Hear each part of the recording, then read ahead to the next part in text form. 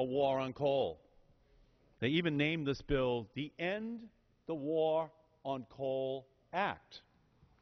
But the only battle coal is losing is in the free market. To natural gas, to wind, to solar. Just 4 years ago, coal generated 51% of our electricity. Now it is down to 35% of our electricity. Have the lights gone off? No.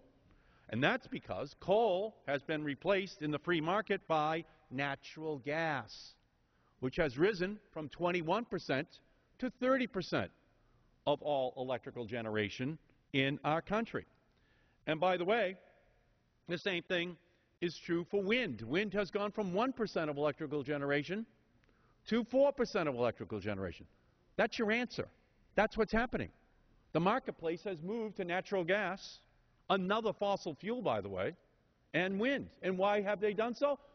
Natural gas is cheaper than coal. It's more plentiful now because of fracking technologies. And the market has moved. What is happening? What is happening is that natural gas prices have gone down 66% in the last 4 years. Can I say that again? Natural gas prices have gone down 66% in the last 4 years. That's the shift from coal over to natural gas. That's the arithmetic. You're a consumer, you see a product, it does the same thing as the other product, and it's dropped 66% in price. The arithmetic says I go and get that product if it's going to ensure that my home is heated, that my air conditioning goes on. It's just arithmetic. Coal is losing to natural gas. So when the Republicans say there is a war on coal, well, in a market sense, yes, there is a war. In the same sense that when we started carrying BlackBerries, it was a war on the black rotary dial phone. In the same sense that when we started using Macs and PCs, it was a war on typewriters. In the same sense that the horseless carriage was a war on horses. In the same sense that refrigerators were a war on salted meats. In the same sense that the telegraph was a war on carrier pigeons. These aren't wars. This is innovation. It's competition. It's natural gas versus coal. All we're saying as Democrats is let the free market work. You're here saying, no, protectionism. Protectionism against the natural gas industry winning this battle in the marketplace. By the way, natural gas is also winning the battle in the marketplace against home heating oil. Tens of thousands of people are shifting over from home heating oil over to natural gas. Why? It's cheaper. The same thing is true in the production of petrochemicals and fertilizers. Industries are moving away from oil as the component part and moving over to natural gas. Why is that? It is cheaper.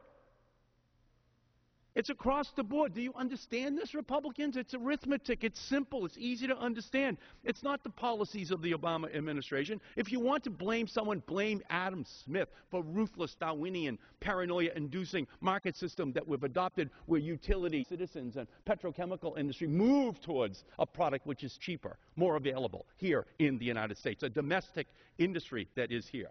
Instead, you know, this is a Republican Congress which has 302 anti-environmental votes, which they've cast in just a year and 8 months.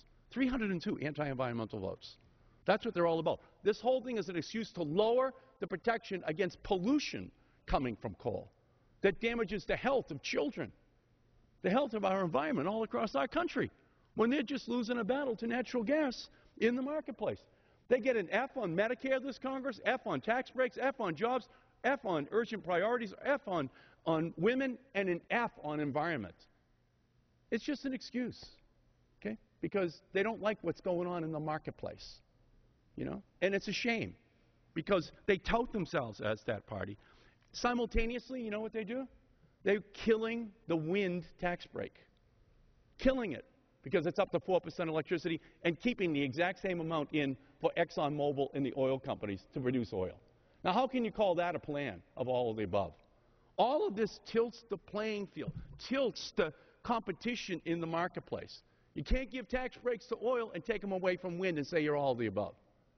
You can't say we want to tilt the playing field towards coal as natural gas is winning in the marketplace and say you're in favor of all of the above. You are not. You are not.